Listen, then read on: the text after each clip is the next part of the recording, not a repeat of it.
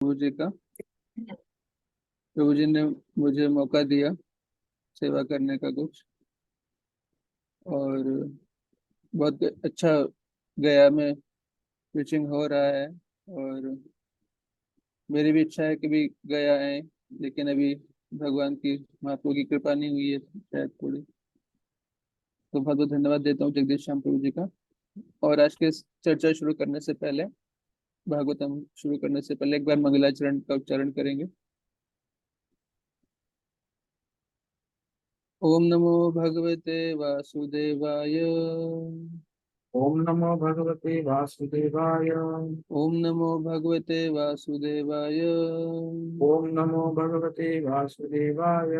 ओम नमो भगवते वासुदेवाय। ओम नमो भगवते वासुदेवाय। ओम अज्ञानतिमिरान्धस्य ज्ञानाञ्जनशलाकया चक्षुरुन्मिलितं येन तस्मै श्रीगुरवे नमः। श्रीचैतन्यमनोभीष्टं स्थापितं येन भूतले स्वयं रूपः कदा मह्यं ददाति स्वपदान्तिकम्। वन्देऽहं श्रीगुरोः श्रीयुतपदकमलं श्रीगुरून् वैष्णवांश्च। श्रीरूपं साग्रजातं सहगण रघुनाथान्वितं तं सजीवं साद्वैतं सावधूतं परिजनसहितं कृष्णचैतन्यदेवं श्रीराधा कृष्णपादान् सहगण ललिता श्रीविशाखान्वितांश्च।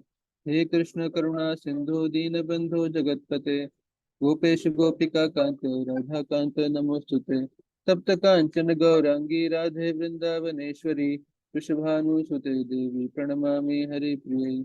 वाञ्छाकल्पतरुभ्यश्च कृपा सिन्धुभ्य एव च पतितानां पावनेभ्यो वैष्णवेभ्यो नमो नमः। जय श्री कृष्ण चैतन्य प्रभु नित्यानंद श्री अद्वैत गदाधर शिवासादि गौर भक्तवृंद। हरे कृष्ण कृष्ण कृष्ण हरे हरे, हरे राम राम राम हरे हरे। नमो विष्णुपादाय कृष्णप्रेष्ठाय भूतले श्रीमते भक्तिवेदांत स्वामी नित्यानंदने। नमस्ते सरस्वते देवे गौरवाणी प्रचारिणे निर्विशेष शून्यवादी पाश्चात्य देशिकारिणे। नारायणं नमस्कृत्य नरं चैव नरोत्तमं देवीं सरस्वतीं व्यासं ततो जयमुदीरयेत्। नष्टप्रायेषु भद्रेषु नित्यं भागवत सेवया भगवती उत्तमश्लोके भक्तिर्भवती नैष्ठिकी। कृष्णाय वासुदेवाय देवकी नंदनाय च नन्दगोपकुमाराय गोविन्दाय नमो नमः। यं प्रव्रजन्तमनुपेतमपेतकृत्यं द्वैपायनो विरह कातर आजुहाव। पुत्रेति तन्मयतया तरवोऽभिनेदुं तं सर्वभूतहृदयं मुनिमानते स्म। यः स्वानुभावमखिलश्रुतिसारमेकम् अध्यात्मदीपमिति तीर्थ्यर्षितां तमोऽन्धं संसारिणः करुणया पुराणगुह्यं तं व्यासशूलमुपयामि गुरुं। हरे कृष्ण। तो आज हम पढ़ रहे हैं श्रीमद् भागवतम के 10वें स्कंद का अध्याय 46, 46। और अध्याय का शीर्षक है उद्धव जी की वृंदावन यात्रा। तो प्रभुपाद जी के शिष्यों ने इस अध्याय में तात्पर्य दिए हैं, बहुत ही सुंदर तात्पर्य हैं। उन तात्पर्यों का आश्रय लेकर, भक्ति वेदांत तात्पर्यों का आश्रय लेकर हम जो है चर्चा आज की करेंगे। तो इस अध्याय में वर्णन किया गया है कि किस तरह से भगवान श्री कृष्ण जो है वो उद्धव जी को भेजते हैं वृंदावन। तो भगवान श्री कृष्ण के कई सारे सखा हैं। एक तो ब्रज में तो कई सारे सखा हैं, लेकिन जब भगवान द्वारका में या मथुरा में रहते हैं तब भी भगवान के कुछ सखा हैं। उन सखाओं में दो सखा जो है भगवान के बहुत ज्यादा प्रिय हैं। एक है अर्जुन, जिनको भगवत गीता का उपदेश दिया भगवान ने, और दूसरे हैं उद्धव। तो उद्धव, लेकिन अर्जुन और उद्धव में से अगर वैसे तो भगवान को सभी बराबर प्रिय होते हैं, लेकिन फिर भी अगर कंपैरेटिव एनालिसिस किया जाए तो उद्धव एक्चुअली भगवान श्री कृष्ण को ज्यादा प्रिय है, more than even Arjun. Arjun भी प्रिय है, लेकिन अर्जुन से भी ज्यादा बहुत ही घनिष्ठ क्लोज इंटीमेट जो रिलेशनशिप है फ्रेंडशिप का, जिससे अपने हृदय की बात कर सकें भगवान, वो उद्धव है। तो ऐसा उद्धव को क्यों भेजा भगवान श्री कृष्ण ने, अ, इसको समझना चाहिए। तो मथुरा में जब अक्रूर जी भगवान को लेके गए गोकुल से मथुरा, या वृंदावन से मथुरा लेकर गए, तो भगवान तो बोले थे कि मैं आऊंगा वापस। और अब ब्रजवासी जो मथुरा में कृष्ण के विरह में व्याकुल हो रहे थे, वो तो ये समझ रहे थे कि वो तो बहुत दुखी थे, नेचुरल सी बात है कि कृष्ण चले गए, इतना इतने अच्छा, इतने इतने स्वीट उनका बिहेवियर था, इतने स्वीट थे कृष्ण। और सब लोग कृष्ण से विरह महसूस कर रहे थे, और सब लोग जो है वो विरह का जो दुख है कृष्ण से, वो एक दूसरे से चर्चा कर सकते थे और उसको बांट सकते थे एक दूसरे से। लेकिन प्रॉब्लम ये था भगवान श्री कृष्ण के साथ कि कृष्ण की जो फीलिंग्स है ब्रजवासियों के प्रति, ब्रजवासियों की फीलिंग्स तो कॉमन थी, और वो एक दूसरे का दुख दर्द समझकर एक दूसरे का दुख दर्द बांट सकते थे। लेकिन कृष्ण की फीलिंग्स को समझने वाला मथुरा में और कोई नहीं था। तो नेचुरल सी बात है, हम भी साइकोलॉजिकली देखते हैं कि हर व्यक्ति को मित्र की आवश्यकता होती है जिसके साथ वो अपने हृदय की बातें शेयर कर सके, कोई ना कोई सुनने वाला होना चाहिए, अदरवाइज व्यक्ति जो है वो साइकोलॉजिकली डिस्टर्ब हो जाता है, डिप्रेशन में, स्ट्रेस, एंग्जाइटी वगैरह में चला जाता है। तो लगभग वैसी ही स्थिति भगवान की भी है, क्योंकि उनके हृदय में एक बहुत गहरी कोई पीड़ा है, किसी से बात नहीं कर सकते वहां पर मथुरा में। क्यों नहीं कर सकते? क्योंकि कोई उनकी बात को समझ ही नहीं पाएगा। क्यों नहीं समझ पाएगा? क्योंकि मथुरा में जो भगवान से प्रेम करते हैं भक्त लोग, उसमें जो है वो ऐश्वर्य भाव मिक्स मिक्स होता है। मथुरा में लोग कृष्ण से प्रेम भी करते हैं, रिलेशनशिप्स की बेसिस पे भी प्रेम करते हैं, लेकिन साथ ही साथ कृष्ण को वो भगवान भी मानते हैं। वो जानते हैं कि ये पूर्ण पुरुषोत्तम भगवान है, और उसी प्लेटफॉर्म पे भी कई बार वो कृष्ण से इंटरेक्ट करते हैं, उनसे डील करते हैं। तो वो सोचेंगे कि अरे भगवान को क्या दुख है, अरे अब तो भगवान है, आपको क्या दुख है, आपको क्या टेंशन है, आप तो हर जगह हैं। तो वो कृष्ण, अब कृष्ण अपनी हृदय की बात किससे कहें? तो किसी न किसी को जो है वो मथुरा में एलिवेट करना पड़ेगा, ऊपर उठाना पड़ेगा, जो कि कृष्ण के मनोभाव को समझ सके। श्री कृष्ण तो मथुरा वासियों के साथ ही रहेंगे, जब आगे भी द्वारका जाएंगे तो उनके साथ ही रहेंगे, लेकिन अभी कोई ऐसे व्यक्ति की जरूरत है जो कि कृष्ण के मनोभाव को समझ सके। तो किसी न किसी को द्वारका, वहीं मथुरा में ही रहने वाले व्यक्ति को एलिवेट करना पड़ेगा, जो कृष्ण के भाव को समझ सके। तो वो व्यक्ति कौन हो सकता है? तो वो व्यक्ति कृष्ण के अपने सबसे बेस्ट फ्रेंड, सबसे प्रिय सखा जो है वो है उद्धव जी। तो भगवान ने विचार किया कि उद्धव को ऊपर उठाया जाए, और ऊपर उठाने के लिए क्या करना पड़ेगा? उनको एजुकेशन की जरूरत है। तो उद्धव जी को कौन एजुकेट करेगा?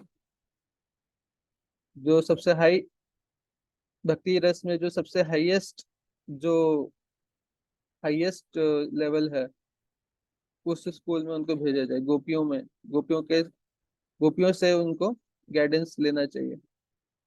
गोपियों का संग मिले उद्धव जी को, और उनसे उद्धव जी सीखे दिव्य जो प्रेम है, उस उसके जो भाव होते हैं, राधा रानी का जो भाव है, उसके बारे में उद्धव जी सीख सकें। इसलिए भगवान ने एक्चुअली उद्धव जी को भेजा गोकुल में, वृंदावन में। और दूसरा, ब्रजवासियों को सांत्वना देना, कि ब्रजवासी होपलेस ना हो जाएं, इसलिए भी उनको भेजना था। तो सुखदेव गोस्वामी जी कहते हैं, श्री शुक उवाच वृष्णीना प्रवरो मंत्री कृष्ण स दयितः सखा शिष्यो बृहस्पति साक्षाद उद्धव बुद्धि सत्तमः। सुखदेव गोस्वामी ने कहा, अत्यंत बुद्धिमान उद्धव वृष्णि वंश के सर्वश्रेष्ठ सलाहकार, भगवान कृष्ण के प्रिय मित्र तथा बृहस्पति के प्रत्यक्ष शिष्य थे। उद्धव जी ने किनसे प्राप्त किया था एजुकेशन? उद्धव जी बहुत ज्ञानी थे, और उनको, देखिए, बृहस्पति देवताओं के गुरु हैं, और देवताओं के गुरु जो है वो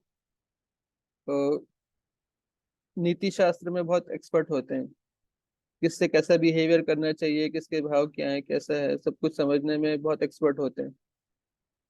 साइकोलॉजी वगैरह बहुत अच्छा समझते हैं नीति शास्त्र वाले। और साथ ही साथ फिलोसॉफी भी बहुत अच्छा समझते हैं। वही बृहस्पति जो है वो श्री चैतन्य महाप्रभु की लीला में सार्वभौम भट्टाचार्य के रूप में प्रकट हुए थे, तो उनके प्रत्यक्ष शिष्य थे। तो बहुत बहुत ही एक्सपर्ट थे, बहुत नॉलेजेबल थे। लेकिन वही बात है कि कुछ चीजें कमी थी। जो भक्ति का जो सबसे हाईएस्ट लेवल ऑफ रस है, जो गोपियों को ही एक्सपीरियंस जिसका है, उसके बारे में अनजान थे उद्धव जी। तो जैसे आप पढ़ सकते हैं, भगवान बता रहे हैं, आचार्य बता रहे हैं कि वैसे कई सारे कारण हैं उद्धव को वृंदावन भेजने के। एक कारण मैंने बताया। दूसरा ये बता रहे हैं कि भगवान ने वृंदावन वासियों से वादा किया था कि मैं लौटूंगा। और जब अ, कंस को मारने का जो प्रसंग था, उसमें बताया गया कि नंद महाराज भी मथुरा गए थे वो उस प्रसंग को देखने के लिए, वो लीला को देखने के लिए, कि कैसे भगवान और कंस का जो है वो इंटरेक्शन हो रहा है। तो भागवतम में वो श्लोक भी है। तो गोप गोप ग्वाल बाल और गोप जो है वो वहां पे। तो जब कंस को मार दिया, सारा कार्य हो गया, तो नंद महाराज बोले कि चलो अभी हो गया। तो भगवान बोले कि मैं आऊंगा, वहां पे आऊंगा, आप चिंता ना करें, मैं वापस आऊंगा। दृष्टुम एष्याम है कि वो वापस आएंगे। और भगवान के लिए एट द सेम टाइम ये भी था कि कुछ समय तक मथुरा में भी रहें और देवकी वसुदेव को भी सांत्वना दें, क्योंकि देवकी वसुदेव भी अल्टीमेटली उन्होंने भी भगवान को पुत्र रूप में प्राप्त करने के लिए तप किया था। और अब भगवान का ये भी कर्तव्य था कि वसुदेव और देवकी को भी कुछ वात्सल्य प्रेम देकर उनको भी संतुष्ट करें। तो इसलिए भगवान को रुकना भी जरूरी था। आगे बता रहे हैं कि यह प्रश्न किया जा सकता है कि भगवान चाहते तो भगवान कह सकते थे, नंद महाराज, यशोदा माता, आप लोग भी आ जाइए वहां पर, मैं मथुरा में रहता हूँ, अभी बड़ा यहाँ पे बड़ा आदमी मैं बन गया हूँ, आप लोग भी यहीं पे आ जाइए। तो वहां पे वो जो प्रेम का जो आदान प्रदान है, वो जो ट्रांजैक्शन है, वो नहीं हो पाता मथुरा में। नंद महाराज और यशोदा माता का जो प्रेम है भगवान श्री कृष्ण से, उसका वो जो प्रेम विनिमय है वात्सल्य प्रेम का, वो वहां नहीं हो पाता। तो ये देखा भी गया प्रैक्टिकल वर्ल्ड में भी, हम देखते हैं कई बार, हमें एक्सपीरियंस है कि जब बच्चे थोड़ा बड़े हो जाते हैं, फिर वो कई बार देखा गया कि वो विदेश चले जाते हैं, और माता पिता कई बार गांव में रहते हैं या भारत में ही रहते हैं कहीं पे। तो बच्चे कहते हैं कि अ, मम्मी पापा, माता जी पिताजी, आप यहीं पे आ जाइए, हमारे साथ अमेरिका आ जाइए। तो माता पिता अमेरिका कुछ समय तो चले जाते हैं, लेकिन वहां पे उनको जो है वो उनको अच्छा नहीं लगता है, ऐसा देखा गया है। और ज्यादा दिन वो रह नहीं पाते वहां पे, भले कितना ही बड़ा आलीशान से आलीशान घर हो, मकान हो, स्विमिंग पूल हो, कुछ भी हो व्यवस्था। और भौतिक एंगल से देखा जाए तो कई हमारे मित्र बताते हैं कि बहुत अच्छा है वहां पे। लेकिन जिसका जो लोग बचपन से गांव के परिप्रेक्ष्य में रहे हैं कि या कहीं और रहे हैं, तो उनके लिए वृद्धावस्था में सडनली अपना रेसिडेंस शिफ्ट करना वो बहुत डिफिकल्ट होता है। तो और वो इंटरेक्शन हो नहीं पाता। और ये हमारा भी एक्सपीरियंस है। जब आप लोग भी विचार करेंगे तो आपको भी यही पता चलेगा। जैसे जहाँ पे माता पिता जहाँ ओरिजिनली रहते हैं, वो उस घर में हम जाएं अगर, तो वहाँ का भी एक अलग अलग आनंद होता है, अलग भाव होता है। और हम कहीं मान लीजिए शहर में कहीं रहते हैं, वहाँ पे गाँव से माता पिता को बुलाएंगे तो वहाँ अलग भाव रहता है, वो बात नहीं बन पाती। कि तो कृष्ण जो है, अगर यशोदा माता नंद महाराज को मथुरा बुला लेते तो भी वो बात नहीं बनती। ये सारे के सारे ब्रजवासियों को ही शिफ्ट कर देते। ऐसा नहीं कि कृष्ण के पास वो रिसोर्सेज नहीं थे। कृष्ण तो द्वारकाधीश है, भगवान है, वो शिफ्ट के लिफ्ट करके, जैसे सारे जो अ, मथुरा वासियों को द्वारका ले गए, वैसे ब्रजवासियों को भी ले जाते। लेकिन वहां पे वो वाली बात नहीं बनती। तो ये सब कारण थे। और दूसरी बात है कि एक तरफ प्रेम का आदान प्रदान यशोदा माता और नंद महाराज से होगा, फिर दूसरी तरफ देवकी वसुदेव जी भी हैं, तो वो एक मिसमैच हो जाता। तो इसलिए भगवान ब्रजवासियों को नहीं बुला सकते थे। तो बता रहे हैं कि इस श्लोक में उद्धव जी को बुद्धि सत्तम कहा गया है, मतलब बहुत हाई लेवल ऑफ इंटेलिजेंस। तो वही जो है वो बहुत ही एक्सपर्टली उद्धव जी को, वही वही जो है अ, उद्धव जी ही बहुत एक्सपर्टली ब्रजवासियों को सांत्वना दे सकते थे। और उद्धव जी जो है बता रहे आगे कि उद्धव कृष्ण के चचेरे भाई थे, चाचा के बेटे थे, और एज में बराबर ही थे, देखने में ऑलमोस्ट सिमिलर ही थे उद्धव कृष्ण से। तमः भगवान प्रेष्ठम भक्तम एकांतिकम एकांतिनम क्वचित गृहीत्वा पाणिना पाणिम प्रपन्नार्ति हरो हरि। भगवान हरि ने जो अपने शरणागतों के सारे कष्टों को हरने वाले हैं, एक बार अपने भक्त एवं प्रियतम मित्र उद्धव का हाथ अपने हाथ में लेकर मुझसे इस प्रकार कहा। भगवान ने कहा, हे भद्र उद्धव, तुम व्रज जाओ और हमारे माता पिता को आनंद प्रदान करो। यही नहीं, मेरा संदेश देकर उन गोपियों को भी क्लेश मुक्त करो जो मेरे वियोग के कारण कष्ट पा रही हैं। उन गोपियों के मन सदैव मुझ में लीन रहते हैं और उनके प्राण सदैव मुझ ही में अनुरक्त रहते हैं। उन्होंने मेरे ही लिए ही अपने शरीर से संबंधित सारी वस्तुओं को त्याग दिया है, यहाँ तक कि इस जीवन के सामान्य सुख के साथ साथ अगले जीवन में सुख प्राप्ति के लिए जो धार्मिक कृत्य आवश्यक हैं, उन तक का परित्याग कर दिया। मैं उनका एकमात्र परम प्रियतम हूँ, यहाँ तक कि उनकी आत्मा हूँ। अतः मैं सभी परिस्थितियों में उनका भरण पोषण करने का दायित्व अपने ऊपर लेता हूँ। तो इसमें बता रहे हैं कि विशेष रूप से भगवान ने उद्धव जी को गोपियों को सांत्वना देने के लिए भेजा,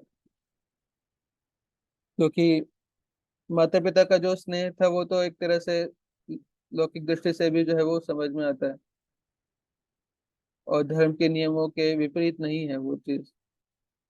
लेकिन गोपियों का जो अट्रैक्शन है, आकर्षण है भगवान से, उनका जो प्रेम है वो लौकिक धरातल से भी, लौकिक धरातल से उसका उसमें कोई मैच नहीं है। तो और गोपियों का लेवल इतना हाई है कि उन्होंने जो है इस संसार की चीजें तो छोड़ दीजिए, इस संसार में संसारिक सुख प्राप्त करने के लिए जो चीजें वो तो त्याग ही दिया, और साथ ही साथ वो भी त्याग दिया जिससे परलोक में सुख मिलता है। तो परलोक में कैसे सुख मिलता है? परलोक में सुख मिलने के लिए बताया गया है स्त्रियों को कि पति की सेवा करे और अपने कर्तव्य को निभाए, सास ससुर के प्रति प्रति, और भी घर के काम जो है वो ठीक से करें। ऐसा करने से परलोक में सुख मिलता है। इस संसार में तो हो सकता है कष्ट मिले, लेकिन परलोक में जरूर सुख मिलता है। परलोक मतलब कि भगवान का धाम में नहीं, लेकिन दूसरे लोकों में मृत्यु के बाद जब दूसरा शरीर मिलेगा, मनुष्य शरीर जब मिलेगा, तब जो है सुख मिलेगा। लेकिन गोपियों ने तो वो भी त्याग दिए धार्मिक कार्य, और शरीर से संबंधित सब कुछ ही त्याग दिया। इसलिए उन्होंने गोपियों के लिए विशेष विशेष संदेश भेजा भगवान ने। भगवान का एक भगवान की शरणागति के जो है वो 6 लक्षण बताए गए हैं आचार्यों के द्वारा। तो उनमें से एक लक्षण है कि कृष्ण ही रक्षा करेंगे और कृष्ण ही मेंटेन करेंगे हमें। अनुकूल जैसे संकल्प प्रतिकूलस्य वर्जनम रक्षिष्यति इति विश्वासो गोप्तृत्व वर्णम तथा आत्मनिक्षेप कार्पण्य षड्विध शरणागति। तो 6 लक्षण है शरणागति के। कोई कहे कि मैं भगवान के प्रति शरणागत हूँ,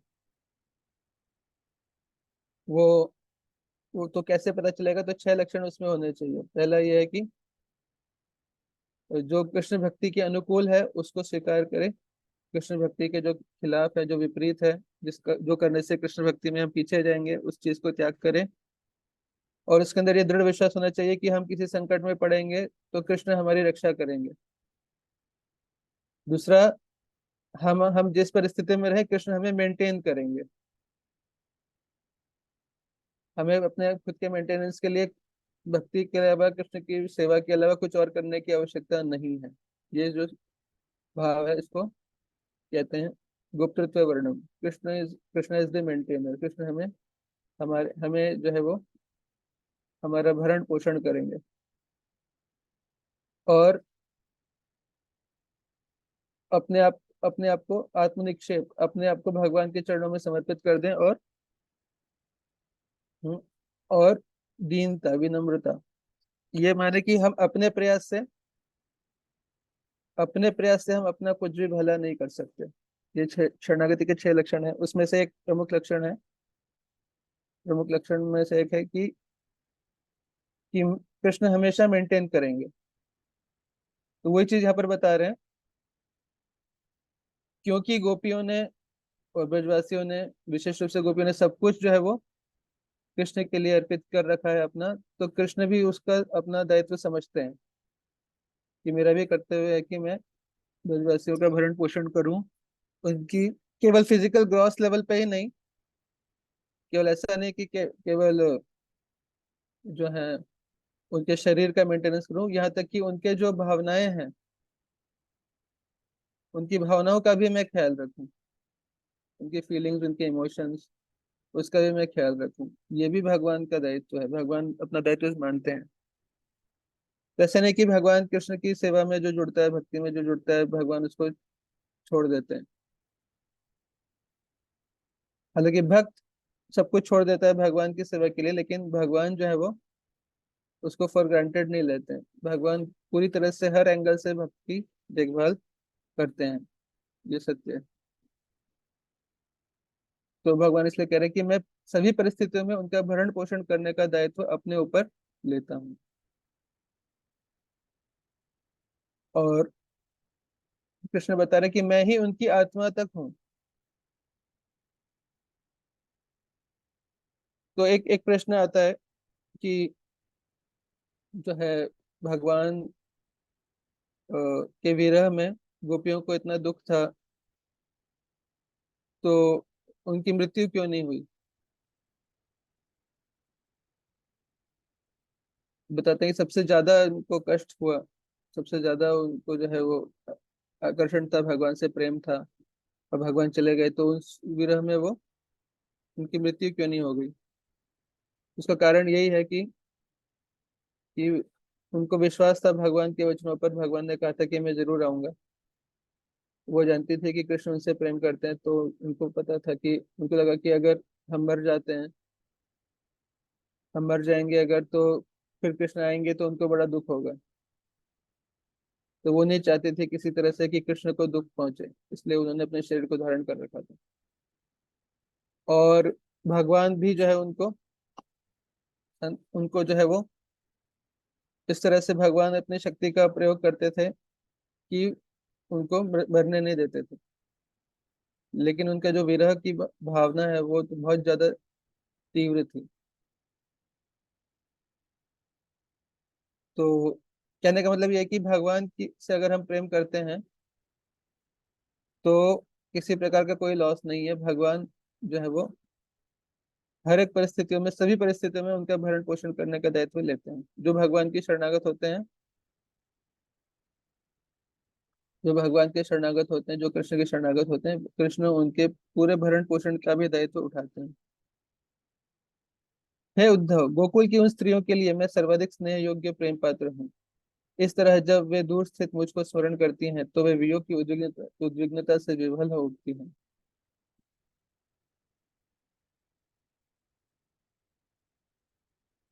तो कृष्ण को जब भी स्मरण करती हैं गोपियां, तो उनके वियोग की उद्विग्नता से विवल होती है। तो आचार्य भी यहाँ पर बता रहे हैं कि वे अपना प्राण कभी त्याग चुकी होती, किंतु भगवान अपनी दिव्य शक्ति से उन्हें जीवित रखे हुए थे। क्योंकि मैंने उनसे वापस आने का वादा किया है, इसलिए मुझ में पूर्णतः अनुरक्त मेरी गोपियां किसी तरह से अपने प्राणों को बनाए रखने के लिए संघर्ष कर रही हैं। तो यहाँ पर तात्पर्य में बहुत इंपॉर्टेंट बात बता रहे हैं श्रील विश्वनाथ चक्रवर्ती ठाकुर, कि ब्रजवासी जो है उनका जो संबंध है भगवान से, उनका संबंध एक्चुअली केवल भगवान से ही है। तो कई बार लोग हमसे ये प्रश्न पूछते हैं, और भक्तों के मन में आता होगा ये प्रश्न, कि जैसे गोपियों का उनका अपना फैमिली है, अपना परिवार है, तो उनका आपस में क्या रिलेशन है। तो इसको समझना होगा। तो आचार्य यहाँ पर बता रहे हैं कि जो गोपियों के जो पति हैं, उन्होंने ये मान रखा है केवल, समहार अदर व्यवस्था ऐसी है ब्रज में, और भगवान के जो धाम है स्पिरिचुअल वर्ल्ड, वहां भी ऐसी व्यवस्था है कि केवल कंसेप्ट है वहां पर ये, कि गोपियों का विशेष रूप से जिनका यहाँ पे वर्णन है कि फलाने XYZ व्यक्ति जो है वो हमारे पति हैं, ये बच्चे हैं, ये ऐसे हैं वैसे हैं, बट एक्चुअल में वो उस रिलेशनशिप में नहीं है। वो एक्चुअल रिलेशनशिप में नहीं है, लेकिन केवल कंसेप्ट है, केवल कंसेप्ट है कि हमारे पति, हमारा विवाह जो है वो किसी और से हुआ है, बट एक्चुअल में उनका वो हस्बैंड वाइफ का वैसा रिलेशन जैसे हम इस संसार में देखते हैं, वैसा रिलेशन एक्चुअल में फिजिकली नहीं है, बस एक ये कंसेप्ट है। और उनका फिजिकल कांटेक्ट जो है, और जो भी उनका सेवा सेवा भी वो जो करते हैं केवल कृष्ण की ही करते हैं। ऐसा नहीं कि उनका जो रूप जैसे बता रहे हैं कि यद्यपि वृंदावन की गोपियां कहने को तो विवाहिता थी, किंतु उनके पति उनके रूप रस गंध शब्द स्पर्श जैसे अति आकर्षक गुणों से कोई संपर्क नहीं रखते थे। उनके पतियों ने केवल मान रखा था कि ये हमारी पत्नियां हैं। केवल वो एक कंसेप्ट है, केवल एक एजम्पशन है। ऐसा नहीं है कि उनका वो रिलेशन पैरेलल रिलेशनशिप्स चल रहे हैं। रिलेशनशिप उनका केवल भगवान से है, लेकिन बस एक कंसेप्ट है ये। तो इसी तरह से इवन जो वात्सल्य भाव में भी हैं, जो गोप हैं, वात्सल्य भाव के जो गोपियां हैं, जो वात्सल्य भाव के जो गोप हैं, तो ऐसा नहीं है कि उनका आपस में कुछ ऐसा रिलेशन है। वो उनके भी विचार हर समय वो कृष्ण के बारे में ही सोचते हैं, सारे ब्रजवासी। आपस में उनका भी रिलेशनशिप जैसा भी हो, जो भी नाम से हो, लेकिन उनके थॉट, उनके विचार, सब कुछ भगवान की सेवा के लिए ही हमेशा समर्पित रहता है।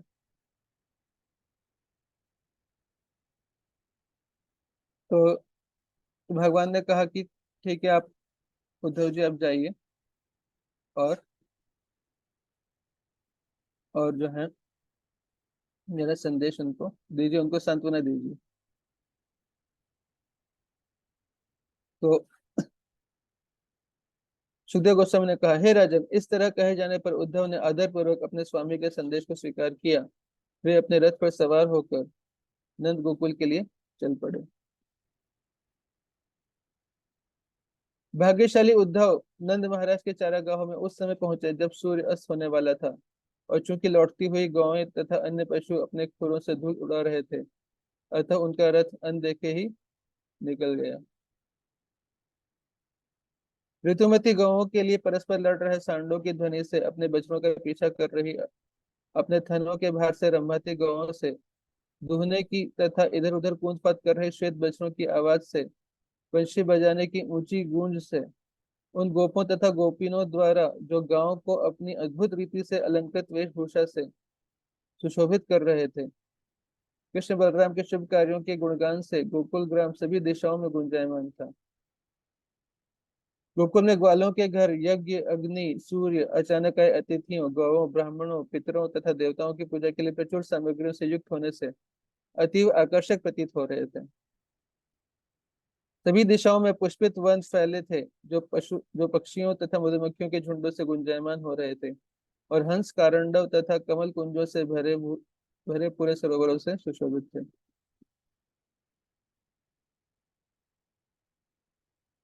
तो ये दृश्य जो है वो उद्धव जी को दिखाई दिया। और इस श्लोक में हम देख सकते हैं कि किस तरह से एक आइडियल विलेज जो है वो, आइडियल कृष्ण कॉन्शियस विलेज कैसा होना चाहिए, वो यहाँ पे हम देख सकते हैं। बट एक चीज यहाँ पे समझने की है कि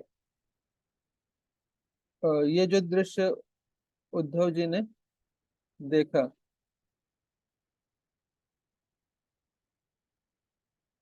तो ये दृश्य जो है ये भगवान ने उद्धव जी को दिखाया था जानबूझ करके। फैक्ट ये था कि ब्रजवासी जो थे कृष्ण के विरह में बहुत ही ज्यादा दुखी थे, और एक्चुअल ब्रज जो है वो बिल्कुल उजड़ा के समान हो गया था, उजड़ चुका था। और कृष्ण के विरह में वहां पे लोग खाना नहीं पकाते थे, गौएं भी दुखी रहती थी, बछड़े भी दुखी रहते थे, सारे के सारे एकदम दुख में डूबे हुए थे, मातम छाया हुआ था। लेकिन उद्धव जी को एक पॉजिटिव दृश्य दिखाना था।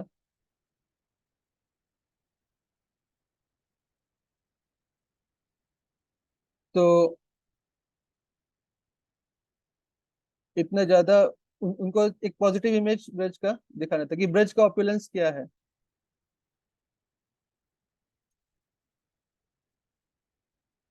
तो ब्रज का जो ऑपुलेंस है, उनको पूरा देखकर पूरा विश्वास हो गया कि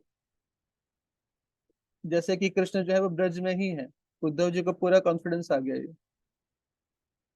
ब्रज की इतनी इतनी महिमा है। कई बार लोगों को लगता है कि अ, हम लोग जैसे भक्ति में सुनते हैं कि द्वारका में या मथुरा में ऐश्वर्य ज्यादा है और ब्रज में माधुर्य ज्यादा है।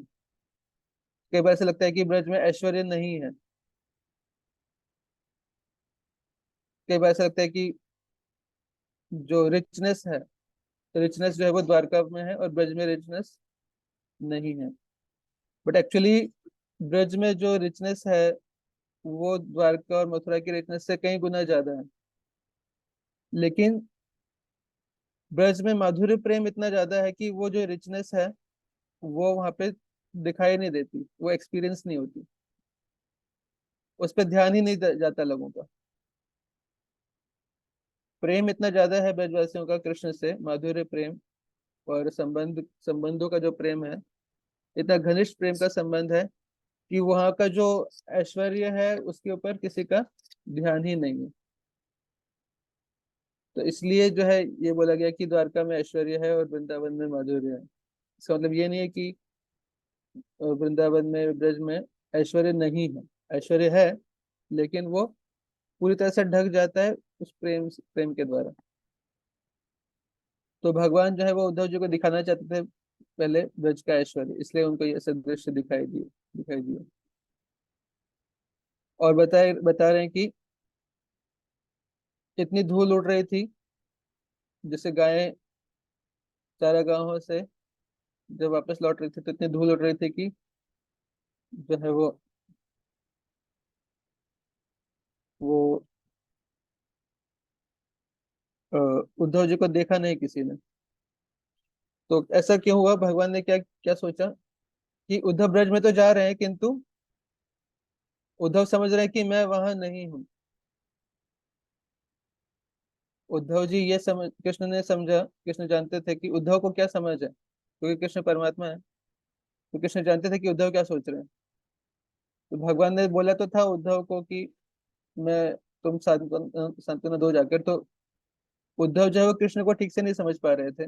उद्धव ने सोचा कि कृष्ण वहां पर नहीं है। परंतु जब मैं ब्रज में था तब सभी ब्रजवासी मेरे प्रेम में विभोर रहते थे। गौएं, बछड़े, सखा, माता पिता और गोपियां सभी बड़े आनंदित और मेरे प्रेम में तन्मय रहते थे। और वहां एक अपूर्व उल्लास छाया रहता था। यदि मैं इस प्रकाश को उद्धव को नहीं दिखलाऊंगा तो यह ब्रज क्या है वह कदापि नहीं समझ सकेगा।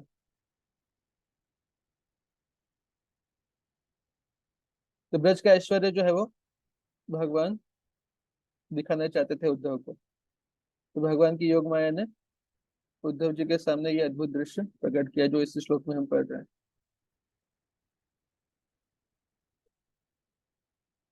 उद्धव ने देखा कि अत्यंत सुंदर श्वेत और काले असंख्य बछड़े इधर उधर फुदक रहे हैं। गायों के थन से दूध इतने भरे हुए हैं कि मानो पृथ्वी को छू लेंगे। गायों के थन दूध से इतने भरे हुए थे और दूध उनसे निकल रहा था। गौएं श्री कृष्ण की वात्सल्यवती माताएं हैं और उन्हें देखे बिना अपने बछड़ों को भी दूध नहीं पीने दे रही हैं। चारों ओर प्रौढ़ा गोपियां दधि मंथन कर रही हैं और दधि मंथन करते हुए समय वे कृष्ण की लीलाओं का स्मरण करती हुई गीत गा रही हैं। गोविंद, दामोदर, माधव, इन नामों से कृष्ण की गीत गा रही हैं। मंथन करते हुए उनके हाथों की चूड़ियां बज रही हैं और मटकी में चलती मथनी से ध्वनि निकल रही है, धिकताम धिकताम, मानो वह ध्वनि कर रही हो कि जो कृष्ण का भजन नहीं करते उनके जीवन को धिक्कार है।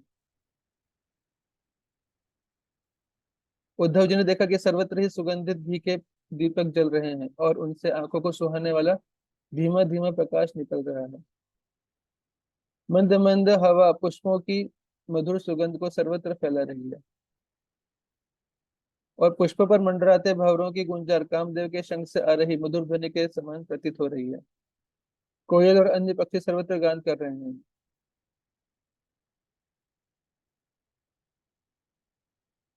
तो वृंदावन की माधुरी जो है वो कुछ कुछ हद तक उद्धव जी देख पाए।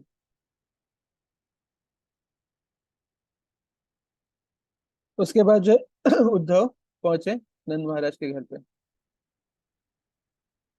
जो ही उद्धव नंद महाराज के घर पहुंचे, नंद उनसे मिलने के लिए आगे आ गए। गोपों के राजा नंद ने अत्यंत सुखपूर्वक उनका आलिंगन किया और वासुदेव की तरह उनकी पूजा की। तो उद्धव जी जो है देखने में कृष्ण की ही तरह लगते थे। नीले पीताम्बर ही धारण करते थे और काफी कुछ कृष्ण की तरह लगते थे। तो नेचुरल एक जो शिष्टाचार होता है अतिथि को रिसीव करने का, उसका पालन किया नंद महाराज ने। जब उद्धव भोजन उत्तम भोजन कर चुके और उन्हें सुखपूर्वक बिस्तर पर बिठा दिया गया तथा पांवों की मालिश तथा अन्य साधनों से उनकी थकान दूर कर दी गई, तो नंद ने उनसे इस प्रकार पूछा।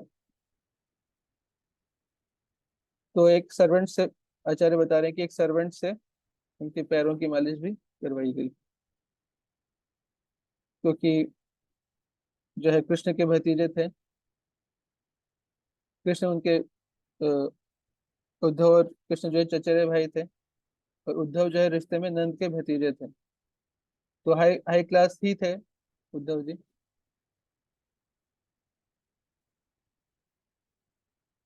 नंद महाराज ने कहा, हे परम भाग्यशाली, अब शूर का पुत्र मुक्त हो चुकने पर और अपने बच्चों तथा अन्य संबंधियों से पुनः पुनः मिल जाने की बात से कुशल से है ना। तो शूर के पुत्र कौन है? वसुदेव। तो नंद महाराज पूछ रहे हैं उद्धव जी से कि वसुदेव अभी ठीक तो है?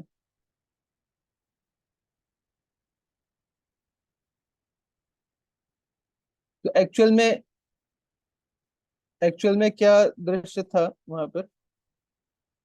पहले तो भगवान ने अपना ब्रज ब्रज की जो है वो महिमा, ब्रज का जो नॉर्मल ब्रज है उसका दर्शन कराया उद्धव जी को। लेकिन जब घर में गए तो क्या, कैसा दृश्य था? तो बता रहे हैं, आचार्य लोग बताते हैं इस तरीके से कि जब नंद बाबा ने सुना कि द्वार पर उद्धव आए हैं, तो उन्होंने बड़े प्रेम से उन्हें अंदर ले जाकर बैठाया। तो सोचा कि उनको, उद्धव को अभी कुछ खिलाना पिलाना चाहिए। तो क्या हुआ फिर, तो घर में चेक किया तो कुछ भी नहीं मिला। क्यों नहीं मिला? तो बताते हैं कि जब उन्होंने घर में देखा तो खाने के लिए कुछ भी नहीं था। यहाँ तक कि घर में दूध भी नहीं था, और दूध, गायों से दूध निकालने वाला भी कोई नहीं था, और इसलिए दही मंथन भी नहीं होता था। तो पहले तो जो भी होता था कृष्ण के लिए होता था, कृष्ण तो चले गए, तो अब किसके लिए हो? जब से कृष्ण मथुरा चले गए थे, नंद भवन की रसोई के बर्तन उल्टे पड़े हुए थे, और आंगन में कभी झाड़ू भी नहीं लगाया गया था। यशोदा मैया तो सब समय श्री कृष्ण के विरह में रोती रहती थी। चूल्हे पर मकड़ियों ने जाल बुन लिया था। नंद बाबा का भंडार जो सदा भरा रहता था, अब उसकी देखरेख करने वाला भी कोई नहीं था। ये कृष्ण चले गए तो भंडार की भी कोई जरूरत नहीं है। तो नंद बाबा ने क्या किया, बता रहे हैं कि नंदगांव के अंतिम छोर पर कोई एक ब्राह्मण रहते थे। उनके पास एक संदेश भिजवाया कि गेस्ट आए हैं हमारे घर में कुछ खाने के लिए है नहीं, तो आप भिजवाइए कुछ प्रसाद। तो कृष्ण के बारे में तो सब इस तरह से प्रसाद हुआ, जैसे तैसे। और कृष्ण के बारे में कुछ पूछना चाहते थे भगवान, नंद महाराज कृष्ण के बारे में कुछ पूछना चाहते थे, लेकिन कृष्ण का नाम जब भी लेते थे तो वो भाव विभोर हो जाते थे। तो इसलिए उन्होंने सोचा कि कृष्ण के बारे में नहीं पूछते, पहले वसुदेव जी के बारे में पूछते हैं।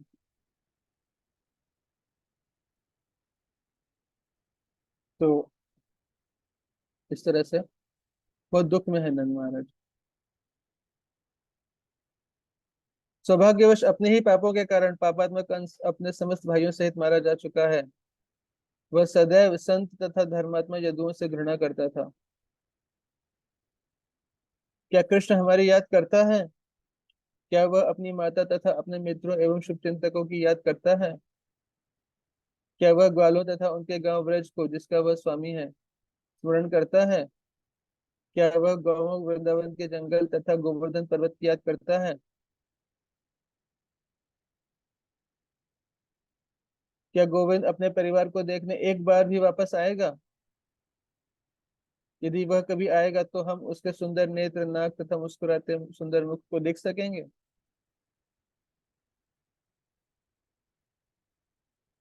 तो उनको इस तरह की फीलिंग थी नंद महाराज और यशोदा माता को, कि अब तो क्या है, कृष्ण तो मथुरा चला गया, वहां पे तो काफी अच्छी फैसिलिटी है, हम लोग तो गांव वाले हैं, हम कैसे उनको, हम उतनी सुख सुविधा तो दे नहीं पाए, दे नहीं सकते किसी तरह से। कृष्ण तो मथुरा जैसी महान नगरी का राजकुमार बन गया अभी। तो हो सकता है कि वो कभी वापस न आए, लेकिन साथ में उनको आशा भी थी कि कृष्ण वापस आएंगे। लेकिन साथ में दो आशा नहीं भी थी, ऐसा लग रहा था कि नहीं आएंगे शायद। तो दोनों मिक्स भाव जो है वो उनके चल रहे थे, क्योंकि उनको लगता था कि इतना प्रेम हम करते हैं कृष्ण से, कृष्ण भी जब यहाँ पे था तो इतना प्रेम हमसे करता था, तो ऐसा कैसे हो सकता है कि वो आए ना कभी? ऐसे नहीं हो सकता। लेकिन फिर ये भी सोचते थे कि पता नहीं, हो सकता है वहां पे उसका मन लग गया हो सकता है ना आए।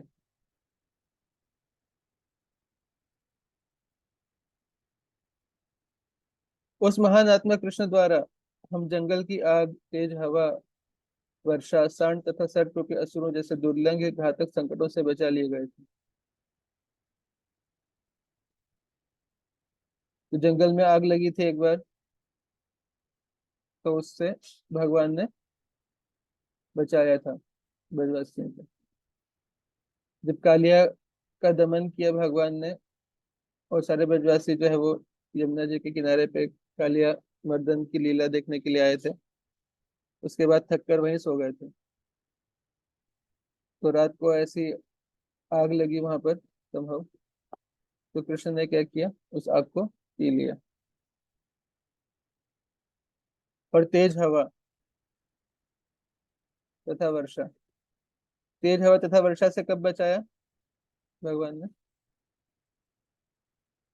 जब गोवर्धन लीला हुई। और सांड, सांड रूपी असुर कौन था, अरिष्टासुर। और सर्प रूपी असुर कौन था, अघासुर। तो इन संकटों से बचाया। जब हम कृष्ण द्वारा संपन्न किए गए अद्भुत कार्य, उसकी चपल चितवन, उसकी हंसी और उसकी वाणी का स्मरण करते हैं, तो हे उद्धव, हम अपने सारे भौतिक कार्यों को भूल जाते हैं।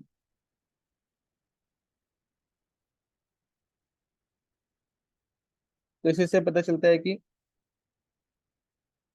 ब्रज में जो है कृष्ण की अनुपस्थिति में कोई भौतिक कार्य नहीं कर रहा था। एक नॉर्मल जो धार्मिक रूल होते हैं गेस्ट रिसेप्शन करने के, घर में सब साफ सफाई रखना, झाड़ू लगाना, ये सब करना, ये सब भी कोई नहीं कर रहा था। जब हम उन स्थानों, पर्वतों, नदियों, जंगलों को देखते हैं जिन्हें उसने अपने पैरों से सुशोभित किया था, और जहां उसने क्रीड़ाएं तथा लीलाएं की, तो हमारे मन उसमें पूर्ण तल्लीन हो जाते हैं। मेरे विचार से कृष्ण तथा बलराम अवश्य ही दो श्रेष्ठ देवता हैं, जो इस लोक में देवताओं का कोई महान उद्देश्य पूरा करने आए हैं। गर्ग ऋषि ने ऐसी ही भविष्यवाणी की थी। तो अभी भी ये नहीं समझ रहे हैं कि कृष्ण और बलराम भगवान है, वो ये समझ रहे हैं कि ये कोई देवता है। अंततः कृष्ण तथा बलराम ने 10,000 हाथियों जितने बलशाली कंस को, और साथ ही चाणूर तथा मुस्तिक पहलवानों एवं कुवलयापीड़ हाथी को मार डाला। उन्होंने इन सबों को उसी तरह खेल खेल में आसानी से मार डाला, जिस तरह सिंह छोटे पशुओं का सफाया कर देता है।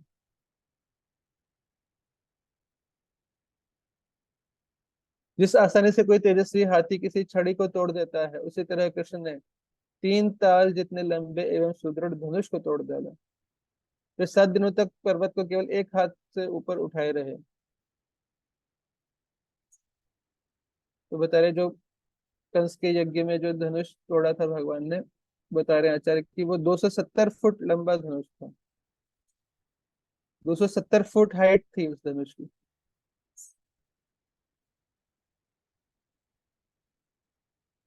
इसी तरह वृंदावन में कृष्ण तथा बलराम ने बड़ी आसानी से ही प्रलंब, धेनुक, अरिष्ट, तृणावर्त तथा बकासुर जैसे उन असुरों का वध किया, जो स्वयं देवताओं तथा अन्य असुरों को पराजित कर चुके थे। इस तरह बारंबार कृष्ण को उत्कटता से स्मरण करते हुए भगवान में पूर्णतः अनुरक्त मन वाले नंद महाराज को अत्यधिक उद्विग्नता का अनुभव हुआ, और वे अपने प्रेम के वेग से अभिभूत होकर मौन हो गए। जो ही माता यशोदा ने अपने पुत्र के कार्यकलापों का वर्णन सुना, त्यों ही उनकी आंखों से आंसू बहने लगे, और प्रेम के कारण उनके स्तनों से दूध बहने लगा।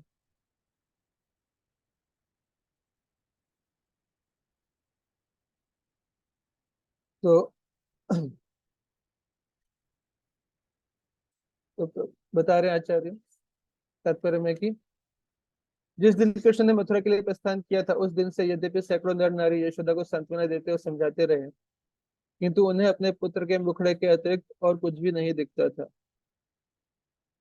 वे सबों से अपनी आंखें फेर करके निरंतर विलाप करती रहती थी। इस तरह वे उद्धव को न तो पहचान पाई, और न उन्हें वात्सल्य प्रेम प्रदर्शित कर सकी, न ही अब अपने पुत्र के विषय में कोई प्रश्न पूछ पाई, और न ही अपने पुत्र के लिए कोई संदेश दे पाई। तो यशोदा माता केवल रोती रही। नंद महाराज तो फिर भी बात भी कर पा रहे थे कुछ, लेकिन यशोदा माता का प्रेम इतना ज्यादा था कि वो तो वो तो कुछ जो है वो अ, कुछ बोल भी नहीं पाई।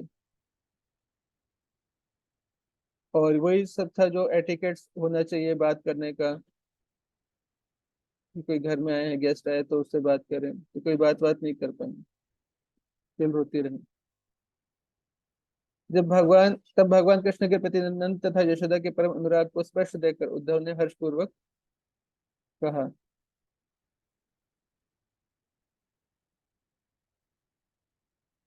तो उद्धव ने देखा कि कष्ट इनको है, लेकिन वो कष्ट क्या था? वो कष्ट एक्चुअली बहुत हायर लेवल का प्रेम था, उच्च स्तर का प्रेम था। तो इस कारण से अ, उद्धव जो है यहाँ पे हर्षित हुए। समझ आ रहा है बात? अगर सच में दुखी होते, दुखी व्यक्ति से कोई हर्ष में थोड़ी बात करेगा, दुखी व्यक्ति से तो दुख में बात करेगा, रोएगा थोड़ा, हाँ सही कह रहे हैं, बड़ा कष्ट की बात है, बड़ा दुख है, कृष्ण आपके साथ नहीं है अभी, बड़े दुख की बात है, ऐसा बोलेगा। लेकिन थोड़ा उद्धव जी समझ गए कि इनके अंदर ये जो भाव प्रकट हो रहे हैं ये बहुत उन्नत प्रेम के लक्षण हैं।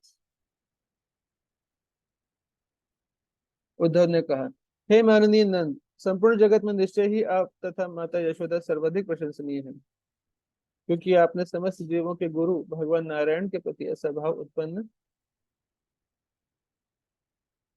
ऐसा के प्रति ऐसा प्रेम भाव उत्पन्न कर रखा है।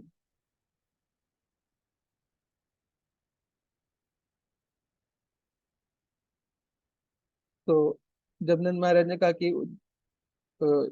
ये देवता हैं, देवता वाले बात को सही ठहराते हुए उन्होंने कहा कि ये नारायण है। अच्छा। मुकुंद और बलराम ये दोनों विभु ब्रह्मांड के बीज तथा योनि सृष्टा तथा उनकी सृजन शक्ति हैं।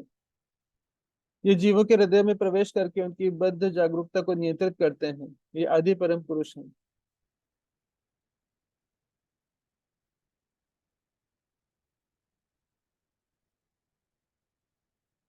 कोई भी व्यक्ति चाहे वह अशुद्ध अवस्था में ही क्यों ना हो, यदि मृत्यु के समय क्षण भर के लिए भी अपने मन को उन भगवान में लीन कर देता है, तो उसके सारे पापमय कर्मों के फल भस्म हो जाते हैं, जिससे उनका नाम निशान भी नहीं रह जाता, और वह सूर्य के समान तेजस्वी शुद्ध आध्यात्मिक स्वरूप में परम दिव्य गंतव्य को प्राप्त करता है।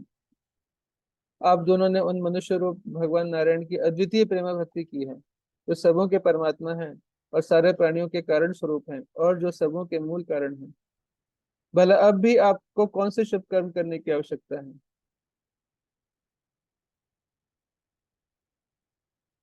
भक्तों के स्वामी अच्युत कृष्ण शीघ्र ही अपने माता पिता को तुष्टि प्रदान करने के लिए ब्रज में लौटेंगे।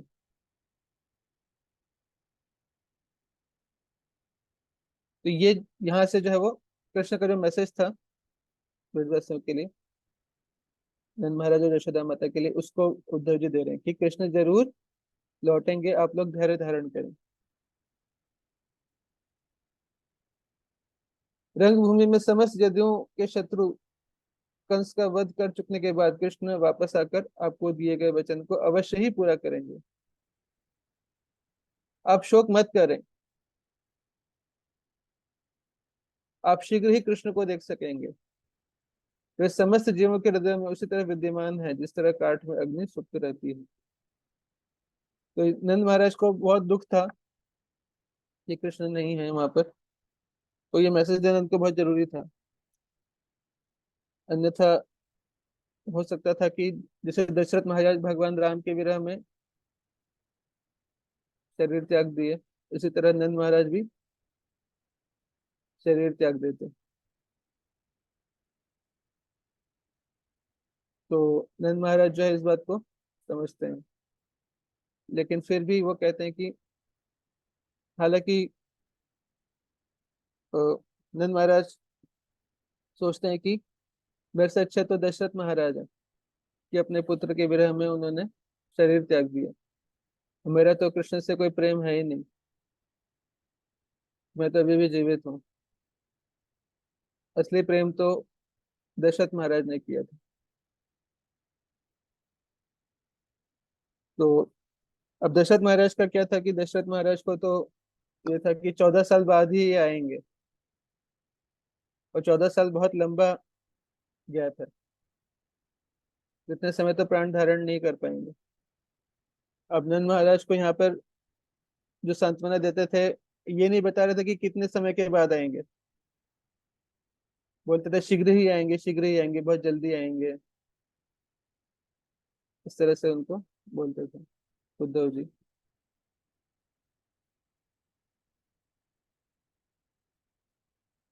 तो विश्वास दिलाया। अब थोड़ा सोच रहे हैं कि इनको फिलोसॉफी भी दिया जाए। थोड़ा भाव, इनके भाव को हमने एक्सेप्ट कर लिया। अब उद्धव जी सोच रहे हैं कि इनको थोड़ा फिलोसॉफी भी दिया जाए। तो आगे कहते हैं, वे समस्त जीवों के हृदय में उसी तरह विद्यमान है जिस तरह काष्ठ में अग्नि सुप्त रहती है। उनके लिए कोई न तो विशेष प्रिय है न अप्रिय, न तो श्रेष्ठ है न निम्न है, फिर भी वे किसी से अन्य मनस्क नहीं है। वे सम्मान पाने की सारी इच्छा से रहित हैं, फिर भी वे सबों को सम्मान करते हैं। उन्हें इस जगत में उनके न तो उनके माता है, न पिता है, न पत्नी, न पुत्र, या अन्य कोई संबंधी। उनसे किसी का संबंध नहीं है, फिर भी उनका कोई पराया नहीं है। न तो उनका भौतिक शरीर है, न कोई जन्म। उन्हें इस जगत में ऐसा कोई कर्म करना शेष नहीं है जो उन्हें शुद्ध, अशुद्ध या मिश्रित योनियों में जन्म लेने के लिए बाध्य कर सके। फिर भी वे अपनी लीलाओं का आनंद लेने और अपने साधु भक्तों का उद्धार करने के लिए स्वयं प्रकट होते हैं। नैचास्य कर्म वालों के सदसन मिश्र योनिषु क्रीडार्थम सोपि साधुना परित्राणाय कल्पते। तो इस श्लोकों में आप देख सकते हैं कि किस तरह से भगवत गीता से एक भगवत गीता के श्लोकों से एक मैच आपको मिलेगा कहीं ना कहीं। इसी से पता चलता है कि भगवत गीता का ही जो है वो एक विस्तृत रूप है श्रीमद् भागवतम। कई चीजें मैच आपको मिलेगा।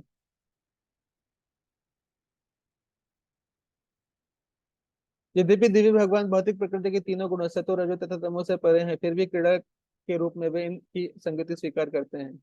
इस तरह अजन्मा भगवान इन भौतिक गुणों का उपयोग सृजन, पालन तथा संहार के लिए करते हैं। जिस तरह चक्र में घूमने वाला व्यक्ति धरती को घूमता देखता है, उसी तरह जो व्यक्ति मिथ्या अहंकार के वशीभूत होता है, वह अपने आप को कर्ता मानता है, जबकि वास्तव में उसका मन कार्य कर रहा होता है। निश्चय ही भगवान हरि एकमात्र आपके पुत्र नहीं है, प्रत्युत भगवान होने के कारण वे हर एक के पुत्र, आत्मा, पिता तथा माता हैं। भगवान अच्युत से किसी भी वस्तु का स्वतंत्र अस्तित्व नहीं है, चाहे वह भूत से या वर्तमान से अथवा भविष्य से संबंधित हो। वह देखी हो या सुनी हो, चर हो या अचर हो, विशाल हो या शुद्ध हो, दरअसल वे ही सर्वस्व हैं, क्योंकि वे परमात्मा हैं।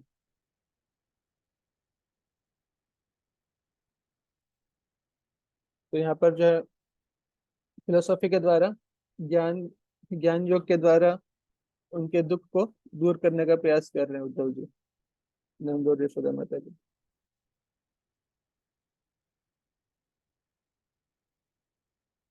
हे राजन, जब कृष्ण के दूत उद्धव नंद महाराज से बातें करे जा रहे थे, तो रात बीत गई। गोकुल की स्त्रियां तब नींद से जाग गईं और उन्होंने दीपक जलाकर अपने अपने घरों के अर्चा विग्रहों की पूजा की। इसके बाद वे दही मथने लगी। जब ब्रज की स्त्रियां कंगन पहने हुए हाथों से मथाने की रस्सियां खींच रही थी, तो वे दीपक के प्रकाश से प्रतिबिंबित मणियों की चमक से दीपित हो रही थी। उनके नितंब स्तन तथा गले के हार हिलडुल रहे थे, और लाल कुमकुम से पोते हुए उनके मुखमंडल गालों पर पड़ी कान की बालियों की चमक से चमचमा रहे थे।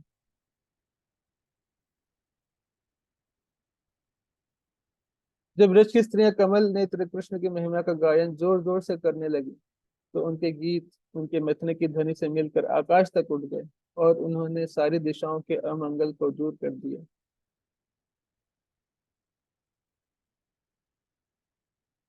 तो कृष्ण के विचार में गोपियां लीन थी। जब सूर्यदेव उदित हो चुके तो ब्रजवासियों ने नंद महाराज के दरवाजे के सामने एक सुनहरा रथ देखा। उन्होंने पूछा, यह रथ किसका है?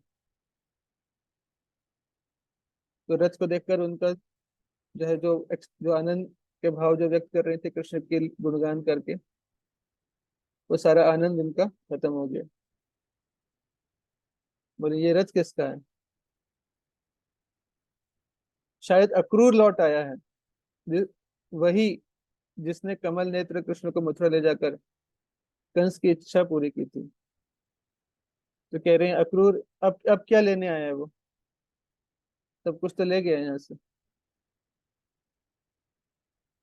अब और क्या चाहिए? अभी शांति नहीं मिली। हाँ, सब कुछ हमारा ले गया एक बार। अब क्या देने आए?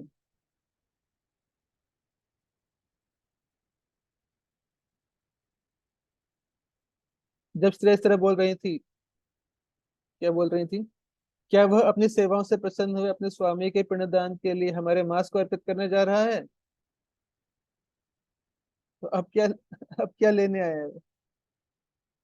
कंस कंस का पिंडदान करने के लिए मांस कम पड़ गया है। गया गया के भक्त इसको समझ सकते हैं। पिंडदान के लिए। अब क्या हमारा मांस भी ले लेगा? ले लो, ये भी ले लो।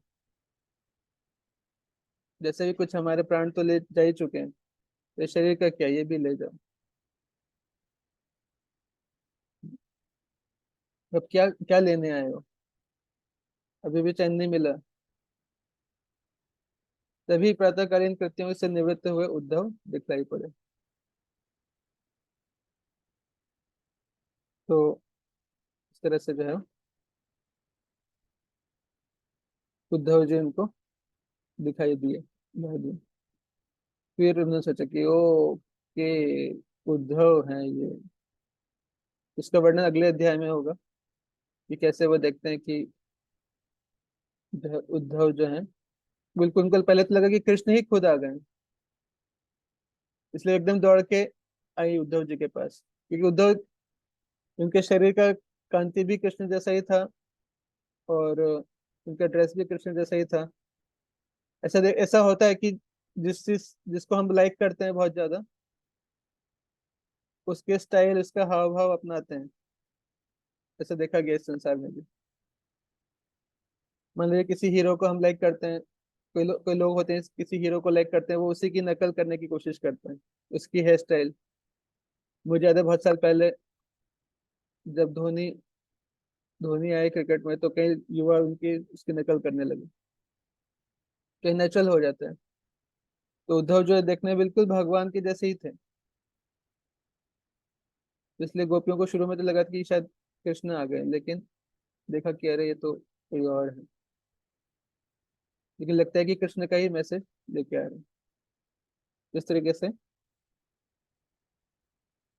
तो हालांकि उद्धव जी ने ज्ञान योग के द्वारा, ज्ञान योग का संदेश देकर थोड़ा यशोदा माता और नंद महाराज को शांत करने की कोशिश की, लेकिन वो इतनी सफल नहीं हो पाई एक्चुअल में, क्योंकि क्योंकि भक्ति, उनकी जो भक्ति है वो ज्ञान योग से कई गुना ऊपर है। तो जिसको भगवान से पर्सनल रिलेशनशिप है जिसका, उसके लिए ये वाला ज्ञान की कृष्ण सर्वत्र हैं और न उनके कोई माता है न कोई पिता है, ये ज्ञान बड़ा ड्राई लगता है। तो हालांकि उद्धव ने अपना बेस्ट प्रयास किया, लेकिन एक बात उद्धव जी को क्लियर हुआ कि ये लोग कितना अधिक कृष्ण के विचारों में लीन रहते हैं, यशोदा माता और नंद महाराज। लेकिन अगले अध्याय में जो मेन है, श्रीमती राधा रानी, उनका जो प्रेम है कृष्ण से, उस वो समझ में आएगा उद्धव जी को। ओके, तो हम यहीं पे विराम देंगे। हरे कृष्ण कृष्ण कृष्ण हरे हरे, हरे राम राम राम हरे हरे। कोई प्रश्न है किसी का तो पूछ सकते हैं, मे भी एक प्रश्न कोई। थैंक यू सो मच सर्वमंगल गौर प्रभु। जगदीश आप मुझे कुछ बताना चाहें, कुछ अगर गलत गलत हुआ हो, कुछ इम्प्रूवमेंट हो, कुछ करेक्शन हो तो बता सकते हैं। मैं तो एक प्रश्न पूछूंगा, अगर आप परमिट करें तो। जिसको भी। सो वी नो यशोदा नंदन कृष्ण जो है वो वृंदावन में है, वो कभी वृंदावन छोड़ के नहीं जाते हैं। और जो मथुरा में है वो वासुदेव कृष्ण है। तो वासुदेव कृष्ण क्यों विरह महसूस करते थे जब यशोदानंदन कृष्ण वृंदावन में है तो? जब कृष्ण यशोदानंदन के अंदर सारे भगवान के जितने रूप हैं, जितने विस्तार हैं, वो सारे उनमें समाये हुए हैं। तो कृष्ण तो जो अक्रूर, जो शेषशाही था, शेषशाही नाम की जगह है आज भी वृंदावन में, तो वहां तक गए थे अक्रूर जी कृष्ण बलराम को लेके। वहां से कृष्ण तो वापस लौट आए, और वसुदेव कृष्ण आगे चले गए। तो वासुदेव कृष्ण वो जो प्रेम का उन्होंने एक्सपीरियंस किया नंद नंदन के शरीर में रहते हुए, नंद नंदन के विग्रह के साथ मिलते हुए, मिले हुए स्थिति में जब जो प्रेम का आस्वादन किया वासुदेव कृष्ण ने, उसको स्मरण कर करके वो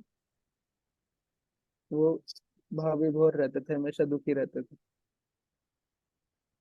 बाहर से वो दिखाते नहीं थे, किसी भी द्वारकावासी को ये जाहिर नहीं होने देते थे कि मैं दुखी हूँ अंदर से।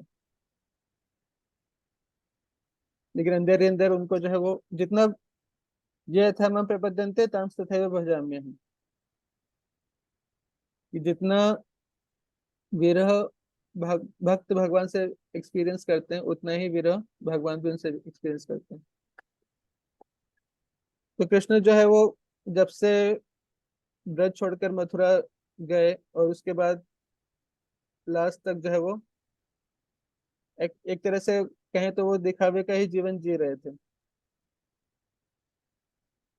जितना वो आनंद मना रहे थे द्वारका में 16,108 रानियों के साथ, और अलग अलग लेवल पे उनके माइंड में हमेशा ब्रज का ही भाव रहता था, लेकिन वो किसी को जाहिर नहीं होने देते थे। एट द सेम टाइम सारे भक्तों के साथ भगवान जो है वो रेसिप्रोकेट करते हैं। ये भगवान की अद्भुत लीला है।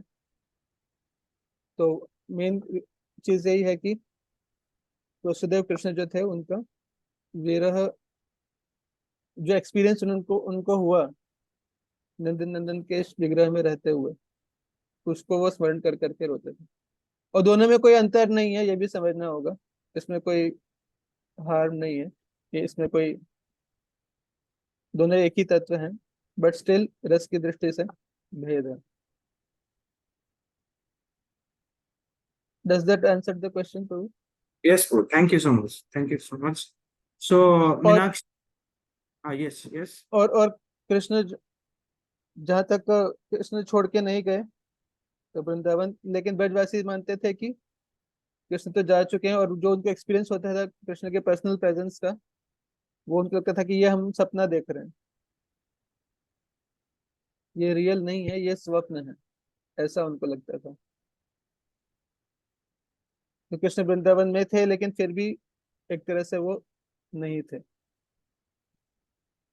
उनको मेरा रियल लिए एक्सपीरियंस भी ब्रजवासियों को सपने जैसा लगते थे। Yes. Thank you so much प्रभु। मीनाक्षी माता जी। हरे कृष्ण प्रभु जी, धन्य प्रणाम प्रभु जी। मेरा दो सवाल है। और पहला सवाल ये है प्रभु जी कि हम लोग रॉन्ग डिसीजन लेने से कैसे बचे प्रभु जी। रॉन्ग डिसीजन लेने से कैसे बचें? जी प्रभु। तो जितना मेरा एक्सपीरियंस है और जितना मैंने पढ़ा है, हमें गाइडेंस गाइडेंस में रहना चाहिए। जो सीनियर डिवोटीज हैं, जो एक्सपीरियंस भक्त हैं, जो हमें जानते हैं, उनसे हमें गाइडेंस लेना चाहिए। अपनी सिचुएशन उनको बतानी चाहिए, जो सीनियर डिवोटीज हैं उनको, और उनसे गाइडेंस लेकर हम रॉन्ग डिसीजन लेने से बच सकते हैं। और उनके एसोसिएशन से फिर हमें एक पैटर्न पता चल जाएगा कि किस तरह से सोचना चाहिए। फिर जब हम एक्सपीरियंस हो जाते हैं हम भी फिर राइट डिसीजन फ्यूचर में ग्रेजुअली लेने लगेंगे। बट शुरुआत के स्टेज में जब हम रॉन्ग डिसीजन लेते हैं, हमें पता चल रहा है कि हम सही डिसीजन नहीं ले पाते हैं, तो हमें सीनियर वैष्णवों से, वरिष्ठ मेच्योर भक्तों से गाइडेंस लेना चाहिए। जैसे आपके गया में जो जगदीश श्याम प्रभु हैं, तो आप गाइडेंस ले सकते हैं। ठीक प्रभु जी। ठीक है। प्रभु जी, और दूसरा सवाल ये है कि प्रभु जी, हम लोग का जो हमारे जो बच्चे हैं, उनको जैसे यहाँ पे तो गुरुकुल का ये व्यवस्था नहीं है प्रभु जी, तो जैसे स्कूलिंग करते हैं, हाँ, फिर होमवर्क करते हैं, उसी में वो लोग इंगेज हो जाते हैं कि वो लोग ना भक्ति नहीं करते हैं अच्छी तरह से, माला भी अच्छे से नहीं करते हैं, तो उसके लिए क्या करें प्रभु जी? देख सकते हैं जगदीश श्याम प्रभु जी से डिस्कस करके कि क्या कुछ बच्चों का अगर प्रोग्राम प्रैक्टिकली पॉसिबल है तो बच्चों का प्रोग्राम चलाना। वो नहीं तो फिर घर पे ही आपको करना होगा। हम देखते हैं कि मुस्लिम लोगों के बच्चे जो है वो कहीं ना कहीं से वो टाइम निकाल ही लेते हैं नमाज पढ़ने के लिए, बाय हुक और बाय क्रुक समहाउ और अदर वो उनको टाइम मिल जाता है। मैंने जितना एक्सपीरियंस किया है, जितना देखा है, वो लोग मदरसे जाने के लिए वो स्कूल कॉलेज के बाद भी टाइम निकाल लेते हैं। तो कहीं ना कहीं हम देख सकते हैं कि कैसे प्रैक्टिकली करें। तो जी प्रभु। उनके लिए हमें टाइम थोड़ा निकालना पड़ेगा, कम से कम आधा घंटा निकालें उनको। उनको थोड़ा थोड़ा कंट्रोल करना पड़ेगा, प्रेम से, थोड़ा कंट्रोल से, जैसे भी करते हैं। बोलते हैं प्रभु जी, पर रात में ना वो जब माला लेने के बैठता है तो फिर उसको नींद आ जाती है माला करते करते, हाँ, ऐसे करते हैं। तो माला माला बच्चे इतना, माला बच्चों के लिए माला मुश्किल होती है, तो कम से कम उनको उस फिलोसॉफी, माला कम करें भले ही, लेकिन कुछ उनको सिद्धांत और कुछ कथा के माध्यम से, रामायण महाभारत भागवतम ऐसे, या कुछ मॉरल शिक्षाएं, उन कथाओं के माध्यम से उनको एंगेज करें, वो ज्यादा सही रहेगा। जब भले कम करें शुरुआत की स्टेज में तो कोई दिक्कत नहीं, बच्चों की बात कर रहे हैं। ठीक है। जी प्रभु जी, थैंक यू प्रभु जी। Thank you. और कुछ? और कुछ? जितेंद्र कुर्म प्रभु।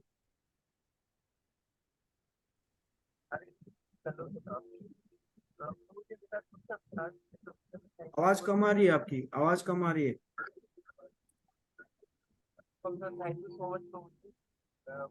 नहीं सुनाई दे रहा है, नहीं सुनाई दे रहा।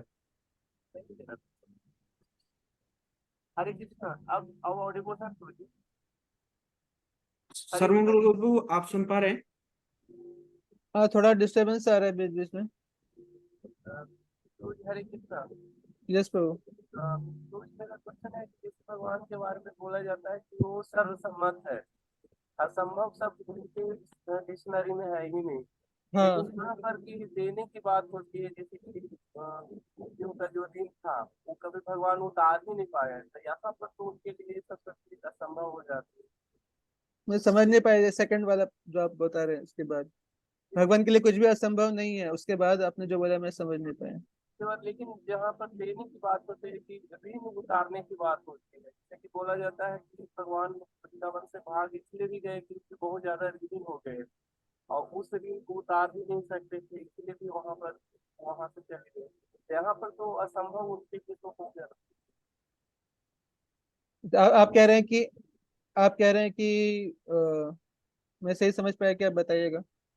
आप कह रहे हैं कि भगवान वृंदावन में रह के भी सारे असुरों को मार सकते थे, ऐसा कुछ कह रहे हैं? नहीं ब्रो, नहीं, वो कह रहे हैं एक सेकेंड, मैं शायद शायद मैं सही समझाऊं। वो कह रहे हैं कि भगवान जी इसीलिए वृंदावन में रहे क्योंकि उन्होंने जो है गोपियां या नंद बाबा या यशोदा माता का ऋण उतार पाना उनके लिए असंभव था। यही है ना क्वेश्चन आपका जितेंद्र वो? हाँ, यही है ना? जी जी प्रभु जी। हाँ, तो उनका प्रश्न है कि भगवान जी के लिए कुछ चीज असंभव नहीं है, लेकिन उन्होंने उनके लिए जो है ऋण उतार पाना असंभव था, इसलिए उन्होंने वृंदावन नहीं छोड़ पाए। मतलब ये कैसा है? मतलब ऋण का तो ऐसा मैंने नहीं सुना कि ऋण उतार पाना असंभव था। भगवान तो उतारना भी नहीं चाहते ऋण। भगवान तो हमेशा भक्तों के ऋणी रहना चाहते हैं, उसमें उनको आनंद आता है। और भगवान के लिए असंभव तो कुछ भी नहीं है, लेकिन भगवान लीला भी करना चाहते हैं, दिव्य रसों का आस्वादन करना चाहते हैं। किसी के ऋणी होने में भी मजा मजा आता है बहुत ज्यादा। भगवान को बहुत मजा आता है जब वो भक्तों के ऋणी होते हैं। भक्तों को भी मजा आता है जब वो भगवान के ऋणी होते हैं। डिपेंडेंसी इससे आती है। जब आप किसी के ऋणी अपने आप को मानेंगे तो आप उसके प्रति डिपेंडेंट रहेंगे। अगर आप वो सोचेंगे कि मैं किसी का ऋणी नहीं हूँ, तो फिर स्वतंत्र हो गए, फिर वो रिलेशनशिप का मजा भी नहीं ले पाएंगे। लौकिक जगत में भी थोड़ा बहुत इसको समझा जा सकता है। ये जीव का ये नेचुरल पोजीशन है कि वो डिपेंडेंट रहे और हमेशा भगवान की ओर एक आशा भरी दृष्टि से देखे। इसमें जीव को भी आनंद मिलता है, और भगवान को भी जो है भक्तों की तरफ जो है भगवान भक्तों के ऋणी बनने में आनंद आता है। तो सुदामा जी के भी जैसे भगवान अपने आप को ऋणी मानते हैं, तो ऐसा कुछ नहीं है। देखिए, इसको ये भौतिक चीज नहीं है कि कुछ ऐसा मटेरियल दे के भगवान चुका पाए। उनको चाहिए ही नहीं कुछ मटेरियल। तो इसको स्पिरिचुअल एंगल से देखना चाहिए। स्पिरिचुअल एंगल का मतलब है कि ये हायर रस है और प्रेम है। प्रेम किस सिचुएशन में जो है वो भक्त जो है वो भगवान अपने आप को भगवान का ऋणी मानता है, भगवान अपने आप को भक्त का ऋणी मानते हैं। भक्त सोचता है कि मैं भगवान की कोई सेवा नहीं करता, फिर भी भगवान मुझे इतना कुछ दे रहे हैं, भगवान कितने अच्छे हैं। और इसलिए वो भगवान का अपने आप को ऋणी मानता है।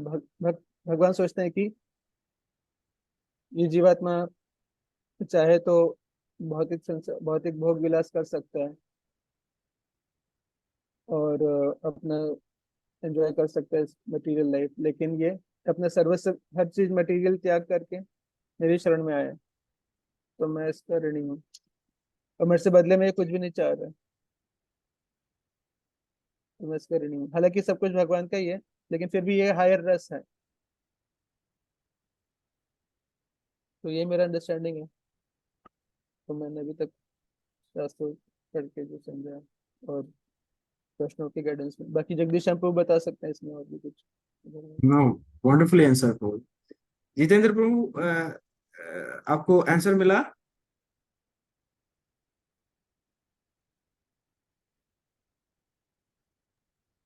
थैंक यू सो मच प्रभु जी। यस यस, सही सुनो विप्र प्रभु। This is the last question है। तो इसमें हरे कृष्णा प्रभु जी, धन्यवाद, प्रणाम। धन्यवाद प्रभु। प्रभु जी, मेरा प्रश्न था कि वासुदेव नंदन जो है वो द्वारका चले गए या मथुरा में रहे, तो नंद नंदन के स्वरूप में जो है वो फिर अप्रत्यक्ष क्यों रहे?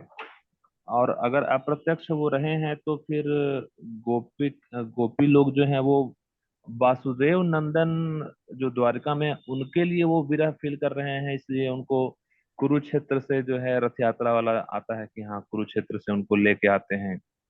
तो वो इस बात को समझ नहीं पा रहे हैं कि नंद नंदन जो है वो अप्रत्यक्ष हो गए हैं, या फिर वासुदेव नंदन से उनका मतलब हो गया, वो समझ में नहीं आ रहा कि कैसे। वो तो नंदन नंदन को ही चाहते हैं। हाँ। उनको वसुदेव नंदन से कोई मतलब नहीं है। उनको तो ये पता है कि नंदन नंदन को ही जो है अक्रूर जी ले गए थे, उनको इतना पता है। और वही अब अच्छा। नंदन नंदन जो है वो ओ, मथुरा पहुंच गए। मतलब रास्ते में जो है वो सेपरेट हुए थे वो। हाँ, ये सब गाथा उनको नहीं पता, गोपियों को, ये ब्रजवासियों को, कि नंदन यहाँ रह गए और वासुदेव वहां चले गए। इतना ये चीजें नहीं पता है उनको। ये सब पता रहेगा तो फिर वो सेपरेशन फील ही नहीं करेंगे ना। और वो विरह फील नहीं करेंगे तो लोगों को पता कैसे चलेगा कि विरह क्या होता है और कितना कितना प्रेम करते हैं ब्रजवासी कृष्ण से, वो पता कैसे चलेगा।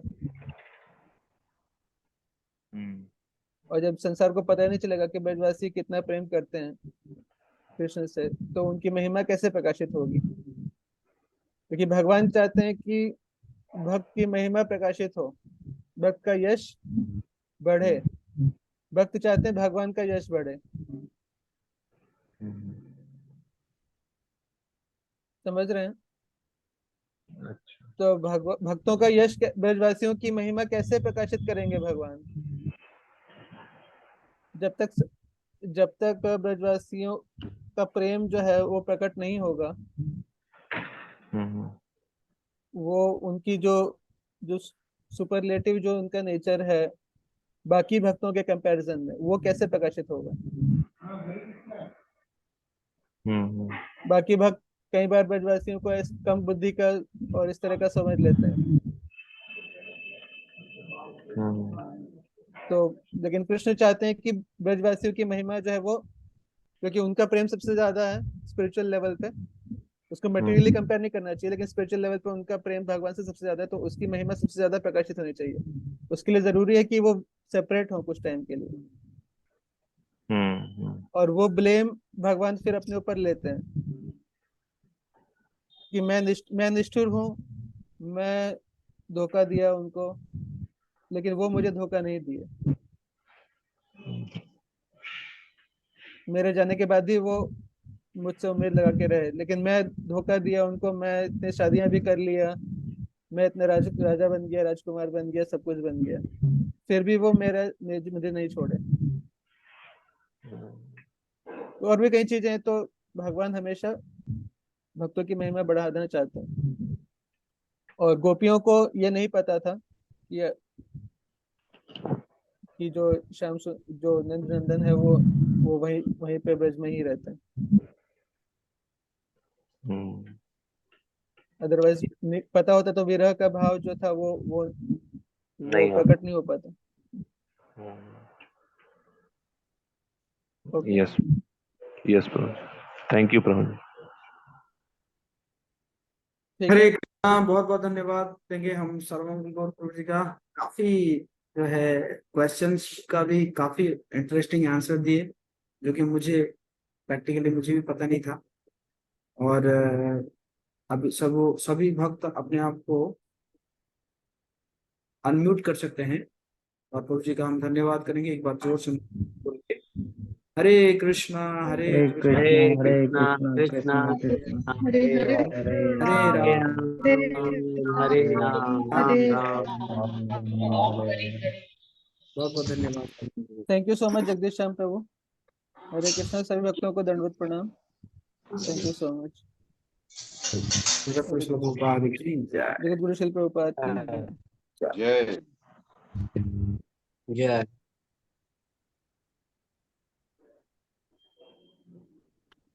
हरे कृष्णा, सभी भक्तों को बहुत बहुत धन्यवाद। आप सब कृष्ण कथा का श्रवण कर रहे हैं और उसी प्रकार आप जन्माष्टमी की भी तैयारी कीजिए ना। जन्माष्टमी के लिए लक्ष्मी कलेक्शन कीजिए, है ना।